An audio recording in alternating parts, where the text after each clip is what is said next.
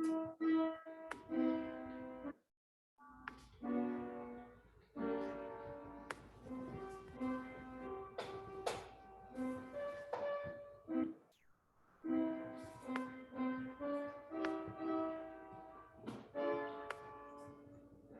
Will. Hi. Hope you're feeling better. I definitely am. Good. What a mess. Yeah. Tired of this. I'm sure you are too. Very much over it all. Me too. Uh-huh. All right, let me get this guy going here.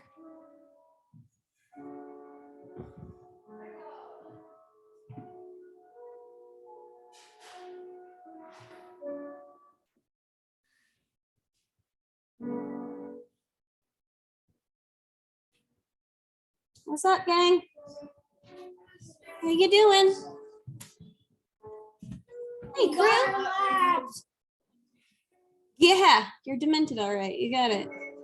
It snowed. It really did snow, didn't it? And it's gonna snow on Friday again.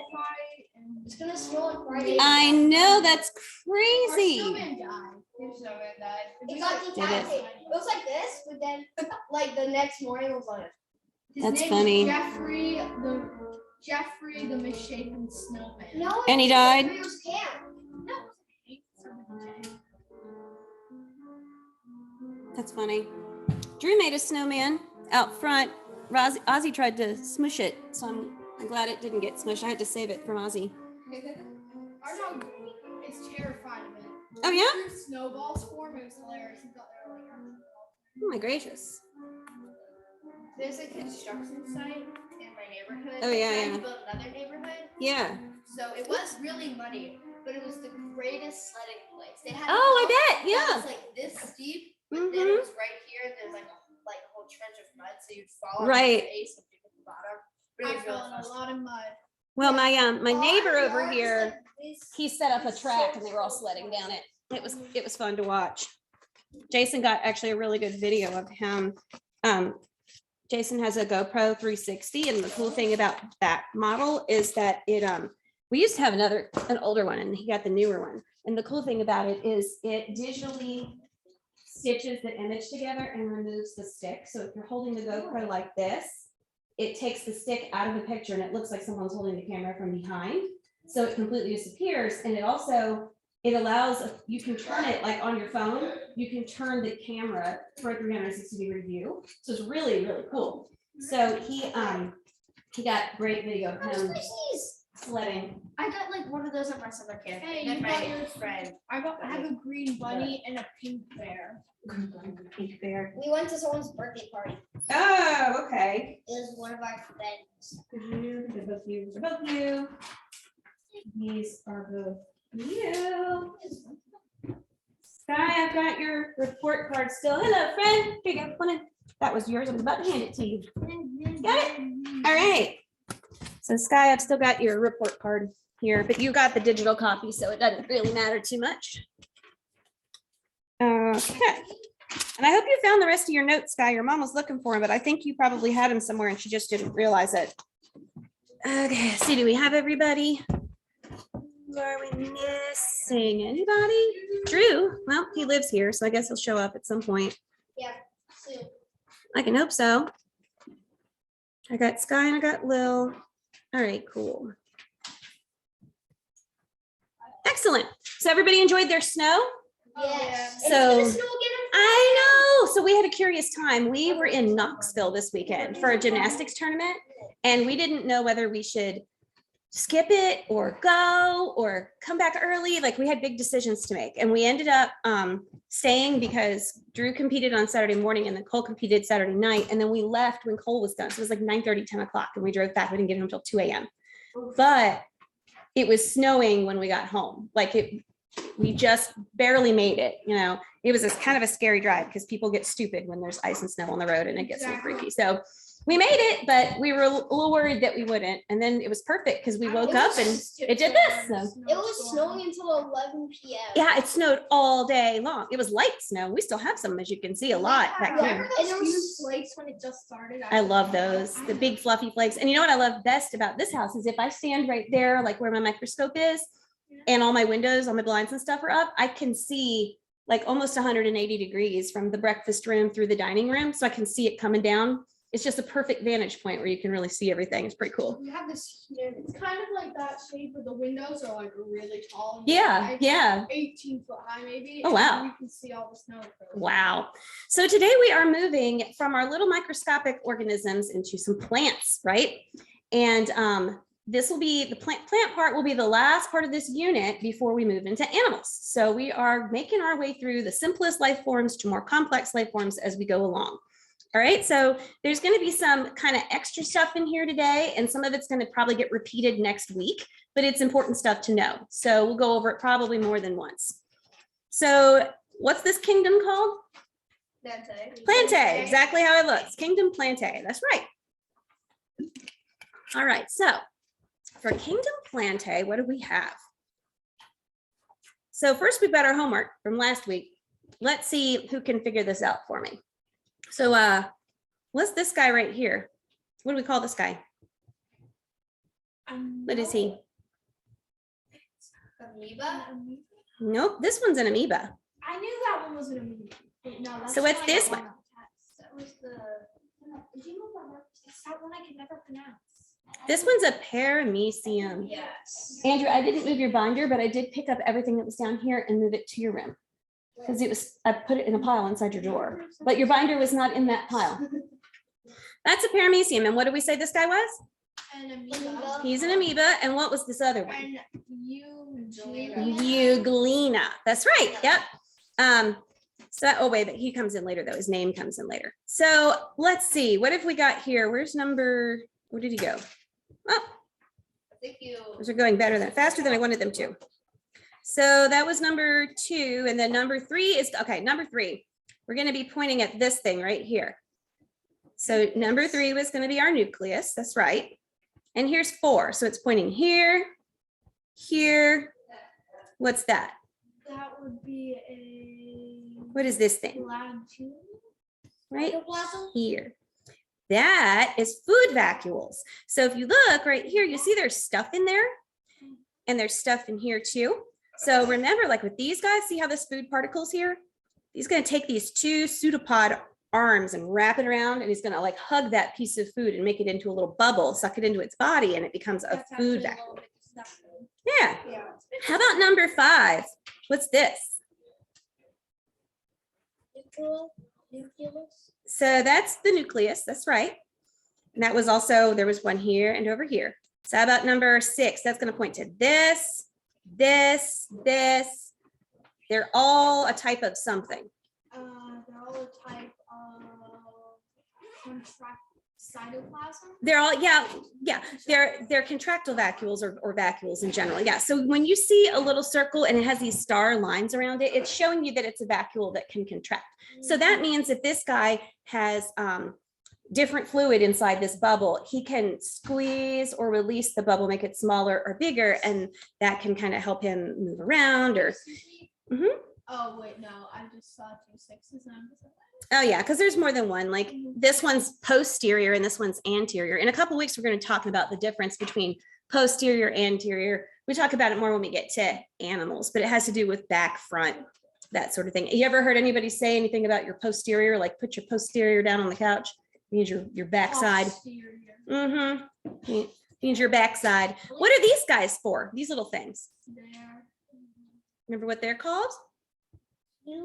Close, cilia. Yep, their hair. And you have similar things inside your nose and inside your intestines. And for these guys, they're like little oars, right? On the paramecium, they're used like little oars and they flop around and they swim with them. And then what did we say this guy was called? The whip. What's that thing called? Would be a flagellum. Flagellum. That's very good. Yeah, flagellum if it's one, flagella if it's more than one. That's right.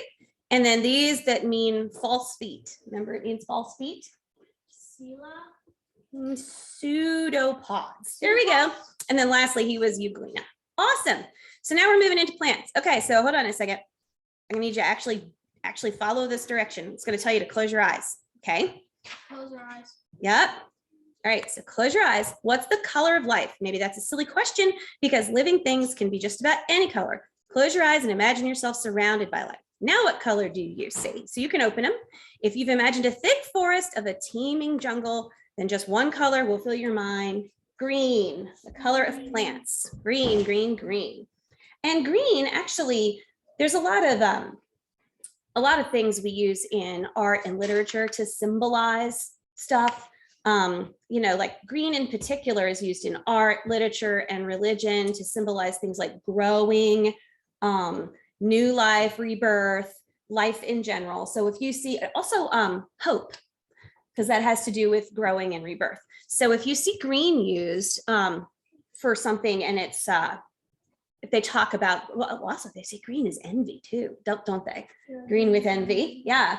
But sometimes if you see green used in a particular way in art or literature, that's what they're trying to convey. New life, growing. So here's our introduction to plants. And this is in Japan somewhere, and it's absolutely gorgeous. Look at that. I would love to see a place like that. Bonsai tree. Yeah, it looks like a little bonsai. It's some kind of little evergreen tree, and it's just leaning like out. the tree in Kung Fu Panda. Oh my goodness. Yeah, the tree in Kung Fu Panda. Katie would And love then I I'll bet make it's based stairs. on that, because That's hilarious. because Kung Fu Panda is basically A lot of stairs. It's cute. Yeah. Yeah, Katie, Yeah, that's from when China. she goes to college, she Is he Chinese? Oh, he's a panda. You're right. So he probably is Chinese. I don't No, know. and they also say China. Oh, okay. So what are plants? So here's what plants are. All right. We're going to go through a couple things to make sure we know what plants are. What are plants? Nearly all plants are autotrophs. What's an autotroph? An Is a photosynthesis. Yep, both of you are right. Food for itself. Right. Makes its own food through photosynthesis, usually photosynthesis, but not always. But with plants, it's photosynthesis. Do you remember there were chemoautotrophs, organisms that make their own food from chemicals and not like at the bottom of the ocean there or something like that? They're sulfur based or whatever. But I was thinking about that. That's something I was telling you about. Oh, yeah. Okay. Are they producers or consumers? If they make their own food, they are producers, but they are consuming nutrients. They're not consuming organic nutrients from another organism necessarily. So, yeah, what would that be called? Well, they're called chemoautotrophs. That's what they're called. So they're not consuming an organism. They're not consuming another organism, but they would be consuming elements. Or anything that ever wasn't. Well, that depends. I mean, it could have been an organism at some point and then broken back down into its constituent molecular structure. Like Yeah. the beginning of Europe. Oh, okay, yeah. Like the first organism. So nearly all plants are autotrophs. They make their own food through photosynthesis. So what do plants need? The lives of plants revolve around the need for sunlight. What else? Water, minerals, and gas exchange, right? And the movement of water and nutrients throughout the plant body. Doesn't do you any good if your roots are sucking up nutrients and you can't get them to the tippy top leaves, right? So what about plant cells? So plants are eukaryotic and generally multicellular. They have a membrane-bound nucleus and they have cell walls. That's right. Their cells have rigid cell walls. What are they made of? Do you remember? Cell membrane. There's a cell membrane and then there's a cell wall. What's the cell wall made of in plants? Do you remember? It's usually cellulose, right? And cellulose we call fiber. So if your doctor says you need to increase your fiber and eat more vegetables, yep, they want more cellulose. We can't digest cellulose, but it helps our body bulk up our waste so we can remove waste more easily. So that's why sometimes doctors will say, increase your fiber.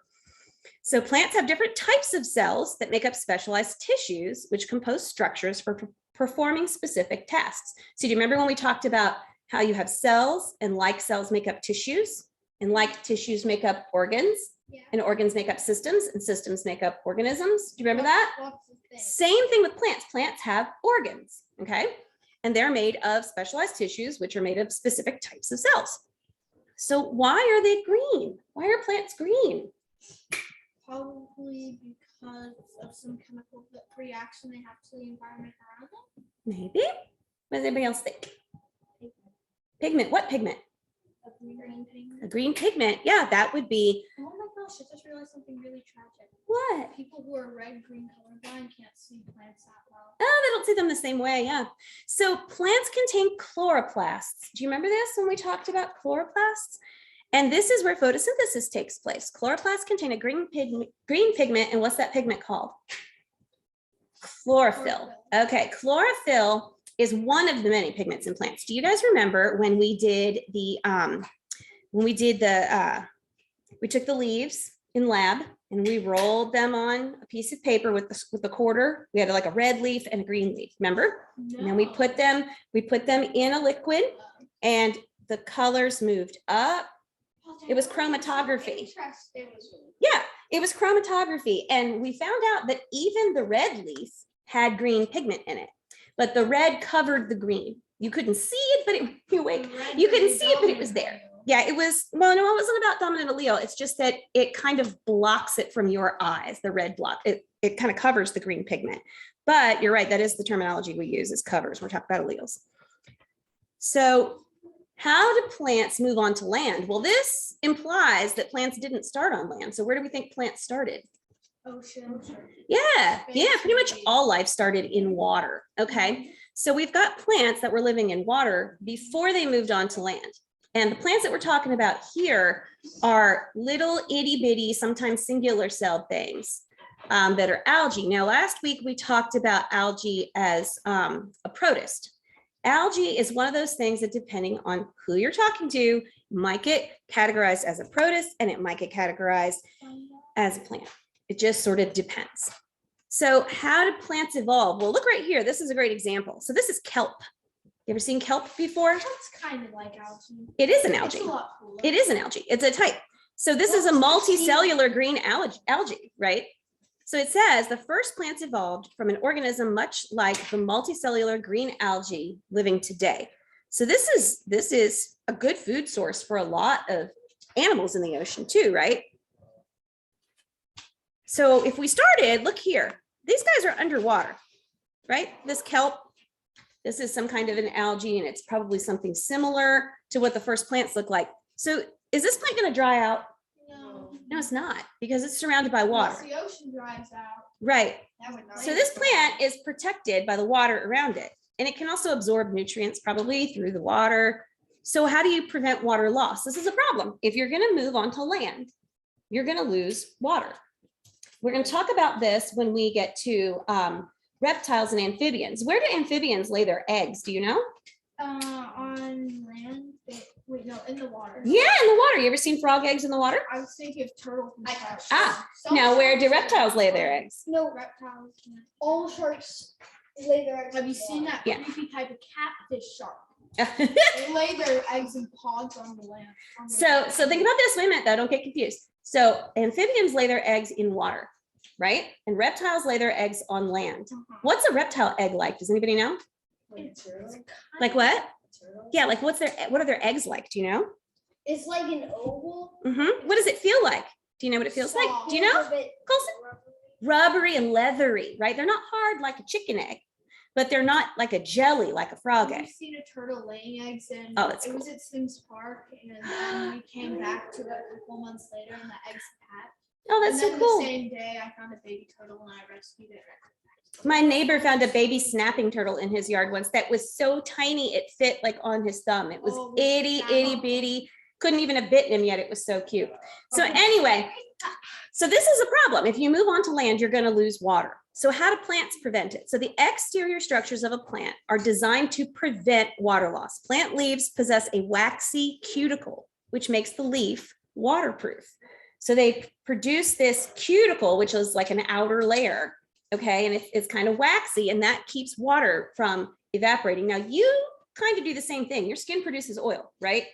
That's why if you don't keep your face clean, you get acne as a part of it. That's part of it. Yeah. Chemical hormones are the rest of it. Figure that out. But yeah, but anyway, you do that too. And that's why your skin, part of the reason your skin's waterproof. Like if you stick your hand under the faucet, the water's going to run off your hand, right? It's not going to soak in. Really? Yeah. That's because all of the oil, you've rinsed all the oil off and now the water's starting to absorb a little bit. That's how it gets pruny. That's right. A little bit. You can prune to death, by the way. Gross. So how do land plants transport water and nutrients? Do you see this tree? This is a sequoia tree. These are the ones that grow like in the Northwest US. Huge, like as big around as this room or bigger, right? Big, big, massive trees. How does a tree like this, they get water from their roots, right? So how does a tree like this get water all the way to the top?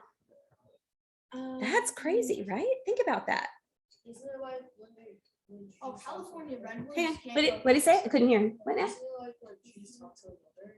Yeah, that's how they know they need more or less water. Do you know how they do it, Louis? Hang on. Sometimes in some trees, there's like little pipes inside Mhm. inside the trees, which Very sucks good. it up to the top. Yeah, there are what we call vascular tissues. What are your vascular tissues, by the way? Veins. Veins and arteries. Those are your vascular tissues, right? They move fluids around your body. So plants, Hmm. When a couple of lumberjacks were cutting down a giant sequoia tree, they cut it down, and when they loaded it on the truck, there's a fossilized dog in there. Oh, the dog For real? went in through a hole, and they oh, I got gotta look this stuck. up. That's neat. It was really cool. I'm gonna have to look that up. That's very interesting. Inside the tree, huh? That's just like a little bit disgusting and terrifying. Mhm. It was really cool to look at. So some plants have evolved specialized vascular tissues for transporting water and nutrients. These vascular tissues are so effective, they can support even the tops of skyscraping redwoods. So you have to think about this. Your water's coming from the ground mostly, right? And where's your energy being produced? All the way up here in the green part of the tree, where closer to the sun. So this tree has to be able to move nutrients up and down, water up and down. That's a lot of work. So we have to have a system for that. How do land plants reproduce? Yeah? Did you have a question? Seedlings. I watched this in a video that Yeah? sometimes when some trees are, when there's like little tiny trees like seedlings, Uh-huh. the more mature trees give their nutrients to them. So that- Yeah, they can do that. Yeah, they can kind of turn off their roots a little bit. And a lot of that is through the mycelium, the fungus that we talked about last week, right? So how do land plants reproduce? So we're talking about land plants. So many plants reproduce sexually, combining male and female sex cells to create a zygote. They don't all reproduce sexually, as we'll learn, we get more into it. But if you remember when we talked about genetics way back when, and we talked about Mendel and the peas, do you remember Gregor Mendel and his peas? So sometimes, Video so many times. right? I love that. It was video. great. I So drew a paper on it for them. if you remember, sometimes he would self-pollinate, like he would take one little pea blossom and he would take the pollen from that pea blossom and fertilize that same flower with its own pollen. In that case, it's still sexual reproduction because it's male and female gamete coming together. Selection. Yeah, but it's male and female gamete coming together to make a zygote, but it's also a clone. It's a genetic clone of itself because because the gametes came from the same plant, right? Not from two different plants. So remember that plants can fertilize themselves, or if you don't have somebody like Mendel, what does the fertilizing for plants? Bees. Bees and hummingbirds and wasps and other insects. That's right. Wasps are the worst. So we've got, I'm allergic to wasps. So we've got four, you I'm too? allergic to wasps. Mhm. Wasps, yellow jackets. That's what gets me. Why we Yeah. need EpiPen. That's why I have one too, for the same thing. So 4 major periods of plant evolution. So let's look back here. We are at about 460 million years ago is the origin of plants. And this is when we had things called charophytes, and they're a type of green algae. And they look sort of like this, okay? And then another, 75 million years, we get what we call early vascular plants. And that would be these guys here. And then we also have right around that same time, these non-vascular, seedless vascular plants. And this is not, you'll see here that these guys right here, bryophytes, which we'll talk about in a minute, these are non-vascular, meaning they don't have a way to move anything around their bodies. And then ferns here are vascular, but they don't have seeds. So we get a little more complex as we go. We go from living in the water to living on land, but we can't move water around. to being able to move water around, but we don't have seeds of any kind, to being able to produce seeds inside of a cone, to being able to produce seeds inside of fruit. Like sycamores. Yeah. So I'm going to ask you for a hypothesis here. If a bryophyte, okay, this is a bryophyte. These are the first types of land plants. They cannot move any nutrients or water through their bodies because they don't have a vascular system. So it kind of just soaks from cell to cell, but they don't have a way to transport it around. So what do you think about these plants? What might a plant like that look like? Just dead and shriveled. Dead and shriveled? No, they're alive. If you went outside right now, you could find a bryophyte in about, in my yard, probably 30 seconds. They're everywhere. You probably have them in your yard too. It's actually going to be smaller than a fern because it doesn't have any vascular tissue. Oh, but they're so cute. So it's moss and things called liverworts and hornworts. So think about moss. Is moss very tall? No. No, it's not very tall. It just sticks to tall objects. It can. Always grow Correct. north, I think. Yeah, it's on the north. They say it's on the north side of a tree, and that's because in this hemisphere, when the sun moves, it moves sort of like, well, the sun doesn't move, we move, but the sun is on the southern side, right? So that means that side of the tree, the northern side, is always in the shade. And a bryophyte, if it was in the bright sun all day as the sun moved past it, it would dry out. That's why they're on the other side, because they're non-vascular plants. So if you live north and you're lost in the woods, follow the moss. Yeah, follow the moss. So yeah, exactly. Unless it's just like this weird squirrel that perched on a tree with moss on it. And don't follow that moss.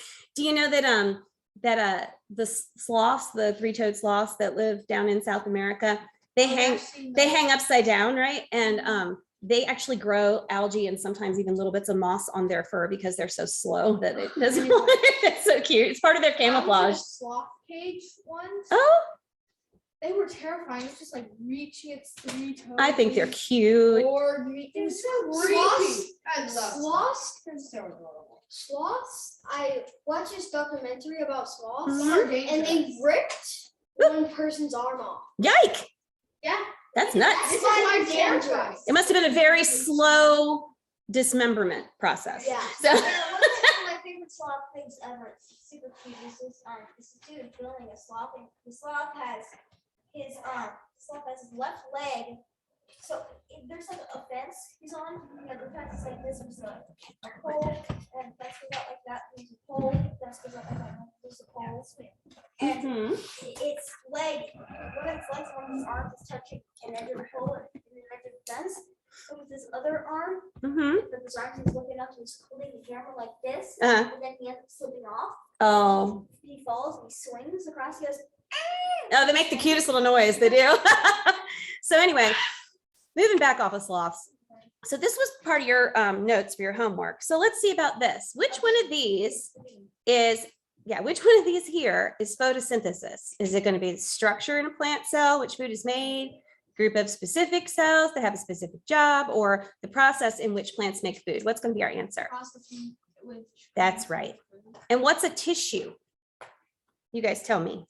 The tissue is something protecting the cell. Which of these options will it be? I don't know. Drew, do you know? Which one of these is Structure tissue? of a plant in which food is made. Or a group of cells that have a specific job? Which one? A. It's going to be B, right, Anthony? Because remember, cells that are alike come together and form a tissue. Tissues that are alike form an organ, right? You have to really think about this chloroplast. To really think about chloroplasts, that's the structure where food is made. Right. Last place to go. So here's a plant cell. All right. So what is A pointing to right here? You know what that is right there? Cell wall. That's good. That's going to be our cell wall. And it says right here, circle the letter of the cell structure that is the cell wall. This is not going to be the cell wall, and this is not going to be. This is probably the nucleus, and this is a vacuole, I'm assuming. And that may be a mitochondria or something, I don't know, but it's not a cell wall. It's not that, those aren't cell walls. So plants that do not have a system for moving water and food are what kind of plant? This is what we were just talking about. Plants that don't have a system for moving water and food. We call them what? Non-vascular plants. That's right. I thought it was vascular. So circle the letter of each sentence that is true about plants. So what is true here? The cuticle helps support tall plants. Is that true? What's the cuticle do? We just talked about the cuticle. Helps prevent water loss. Okay, so that's not going to be true. That's not true. Water and food move through vascular tissue. Is that true? Yes. Yeah, that one's correct. And all plants reproduce by sexual reproduction. Is that true? No.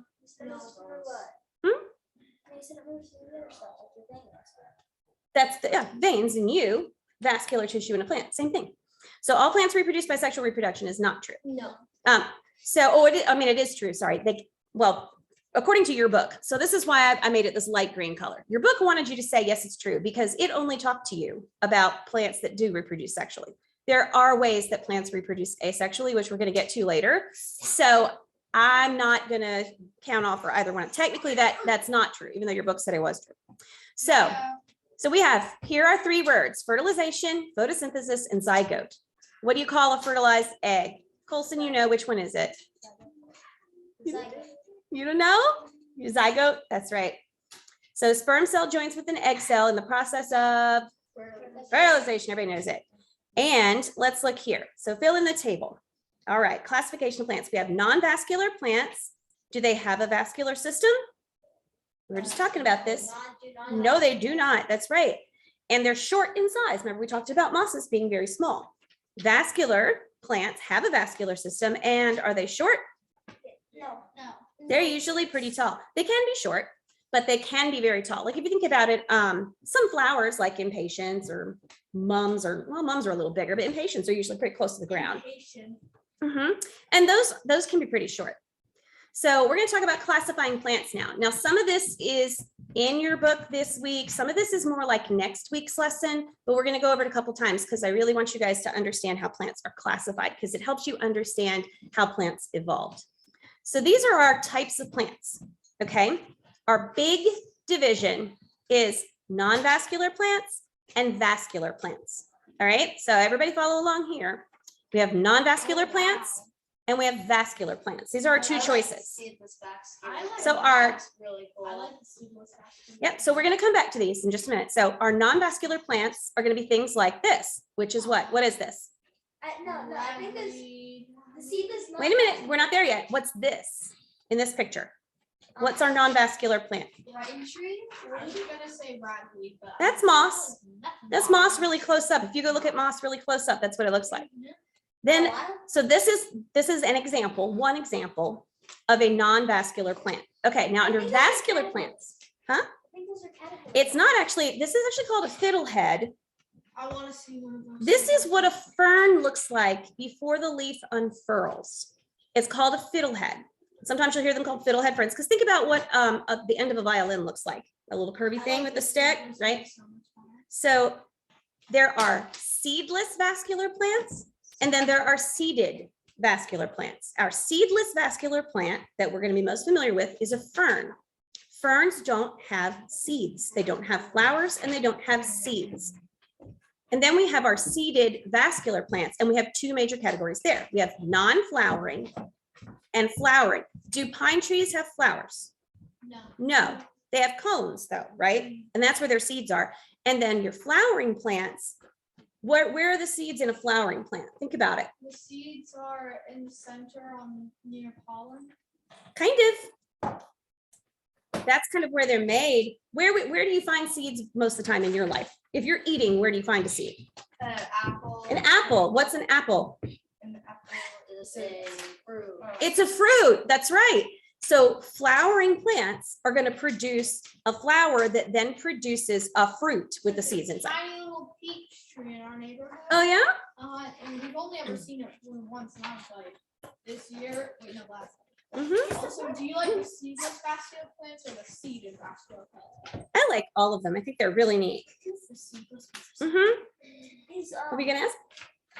Are the plants of apples or stuff like that being made on trees? The point for there to be made something that's so heavy it falls from the tree, so that when Partly. biodegrades it will create. Partly, yeah. When we talk about plant reproduction in a couple weeks, we will talk about that. Yeah, but fruits have a very specific purpose.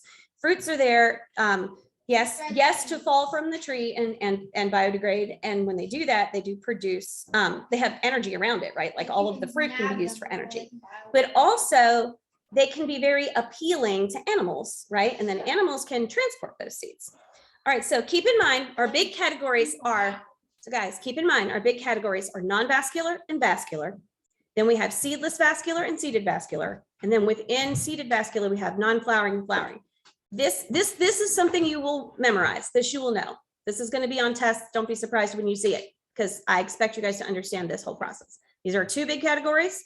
This one's broken down into two. This one's broken down into two, right? Okay.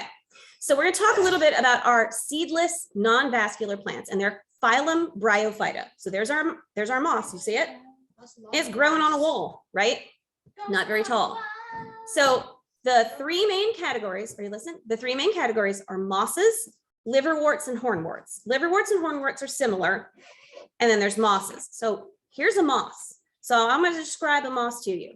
So mosses have green, flat structures that resemble true leaves, which absorb water and nutrients. So they absorb it through those green structures, right? Some mosses have small branches. Mosses have traits that are adaptations to dry land, such as stomata present on the stems of the sporophyte. We'll talk about sporophytes in a bit.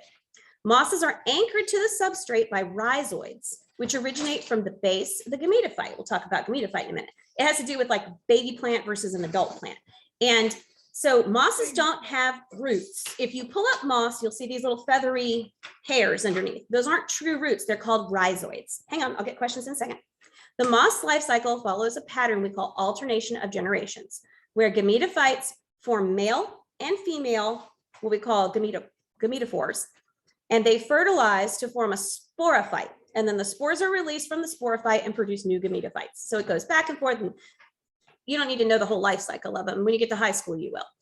So the concentric tissue around the mouth of the capsule, which is, if you ever look at a moss and you see that little tall thing sticking off the top, it's kind of brownish red, that's the capsule, that's the reproductive part, is made of triangular close-fitting units that open and close to release their spores, right? And the peristome increases the spread of spores after the tip of the capsule falls off at dispersal. So this is just how they reproduce. All right, now liverworts and hornworts. These you probably don't even know that you've seen, but I bet you have seen them, okay? So these are plants that are really low to the ground. This is a liverwort, and this is a hornwort. And liverworts in particular are really interesting because the way they reproduce is they grow these little structures that look like itty bitty palm trees. They're like this tall, and they have these big spreading like umbrella things at the top. And then you what? Oh yeah, okay. So then they have these little cups. They grow these little cups on the top of their leaf structures, and they look like little bowls. And those catch the spores that drop out of the little palm tree looking like things. And they land in them. See right here, you can see them. Those are little spores, okay? And they're called splash cups because when it rains and hits these, they splash out and spread. So that's a really fascinating way to reproduce. So the leaves of liverworts are lobate green structures similar to the lobes of liver, which is why they're called liverworts, while hornworts have narrow pipe-like structures. That's these. And I'm not going to read you all the particular information on these, but I will say to aid in dispersal, liverworts utilize elaters, that's an example of these guys here, these little cups, right? Well, hornworts utilize pseudoelaters, something a little different. So this guy is going to talk about how bryophytes reproduce, and we're going to come back to him actually if we have time. So we're going to go to seedless vascular plants. Yes. When you said hornworts, that reminded me of something I wanted to show everybody today. So last night we finished a 1,000 piece puzzle of polygons. That's awesome. Oh, wow. 1,000 pieces. Well, let's get back on this topic though, because we don't want to, we're watching our time. Hang on, Drew, we're watching our time, okay? So remember I told you your most common seedless vascular plant that you're going to be most familiar with is ferns. We have tons of ferns in our woods. In fact, when we replanted our little garden out here, I went out and harvested some and brought them inside the fence. So many. So what are vascular plants? Okay, both forms of vascular tissue, which are xylem and phloem, can move fluids throughout the plant body, even against the force of gravity. Okay, here's something to remember. you're going to have two types of tissues you're going to read about them this week, xylem and phloem. One of them pumps, like stuff up, moves stuff up a lot. The other one is more like let stuff kind of float around. That's the phloem. It allows stuff to flow within it, but it's not as actively pumping as the xylem. So if you remember flow and phloem, it'll help you, okay? So our vascular tissues are here. Here's your xylem. Xylem is involved in transporting water and minerals from the roots to the shoots and leaves. So all the way down, up. They're tough, they're strong, and you'll read about them this week, and there'll be more about them again next week. And then you have phloem, okay? So that's a vascular tissue that functions primarily in transporting organic food materials like sugar, right, sucrose, from the photosynthetic organ, which is going to be your leaf, to all parts of the plant. So it's coming from the outside edges and the stuff is flowing into the plant. They look like really pretty stained. This is xylem tissue right here, and this is phloem tissue right here under a microscope. It's been stained. It's beautiful. So what are the, oh, something happened there to my picture. So what are the types of seedless vascular plants? All right, so our seedless vascular plants include club mosses, horsetails, and ferns. This is a club moss, okay? Horsetails and ferns. And we're gonna come back to this one in a minute too. And you know what a fern is. So I'm just giving you a quick overview because we're gonna see a lot of this again next week. So gymnosperms, these are our seeded, non-flowering plants. Okay, gymnosperms. Now, I told the last time I taught biology, I told my kids to remember that Jim likes ice cream cones. If you can remember that Jim likes ice cream cones, then you will think of gymnosperms, not obviously spelled the same way as Jim, but gymnosperms as your non-flowering plants because they produce seeds in a cone. And these are our types. We have neophytes, and we'll talk about them more next week. Cycads, which look like this. Now, this is the one that doesn't look like the rest, ginkgos. Have you heard of ginkgo? Ginkgo is this thing. Yeah, some people take ginkgo biloba as a supplement. Ginkgos have big flat leaves, right? The rest of these guys have needly type leaves, but ginkgos are actually a type of gymnosperm and they have these big flat leaves. Now, the things about the ginkgos that we have here, they're not native, but people have brought them as ornamental plants and they will turn the most beautiful golden color in the fall. I'm talking like unbelievable color. So unreal that you have to stare at it to be like, am I really seeing that? And then lastly, conifers, which is what you're most familiar with. Conifers are pine trees, cedar trees, things like this, okay? So there's our what are gymnosperm plants. So we'll come back to him. Lastly, we have our angiosperms. These are our seeded flowering plants. So these are cherry blossoms, right? We have a cherry right in front of our house. Isn't it pretty? That bridge is so cool. Those plants are so cool. I wanna walk It's around. beautiful. So how do angiosperms reproduce? So angiosperms have unique reproductive organs known as flowers. Flowers contain ovaries, and that turns into a fruit and protects the seeds. So these are parts of a flower, okay? And you guys are going to be doing this in the next week or so. So your flower is broken down into a bunch of different organs, basically, and they're all reproductive organs. Down here is the ovary, and this is what becomes your fruit. So when you eat an apple, you're eating an apple tree ovary. That's what you're eating. I don't want to hear that. Well, you are. Neither do I. And petals are actually a type of leaf, okay? And we'll talk about all these different plant organs as we go along a little, but I wanted to give you a quick overview today. And then you have different types of seeds. You have seeds that are dry fruit seeds, like these guys here, and seeds that are fleshy fruit seeds. So if you look at these dry fruit seeds, yeah, you'll see that, yeah, cucumber is this is a fruit, I love right? I like cucumber. those. Cover too, and I Mhm. also like cherries. So fleshy fruits, we eat a lot of these, don't we? But we also eat corn. That's a dry seed. We just grind it up, right? And you've seen the squirrels eat acorns. So nuts are another type of dry fruit. And then you've probably seen guys like this that kind of explode their little seeds out, Have you or a seen that legume. one with the barley thing in the middle? Yeah. I like those so much. So what about seeds? Monocots and dicots are named for the number of seed leaves or cotyledons in their plants. So you'll be talking about monocots and dicots in the next couple weeks. And you'll find this, monocots have a single cotyledon. A cotyledon turns into the first leaf on a plant. And dicots have two cotyledons. Anybody ever eaten a lima bean and just split it in half first?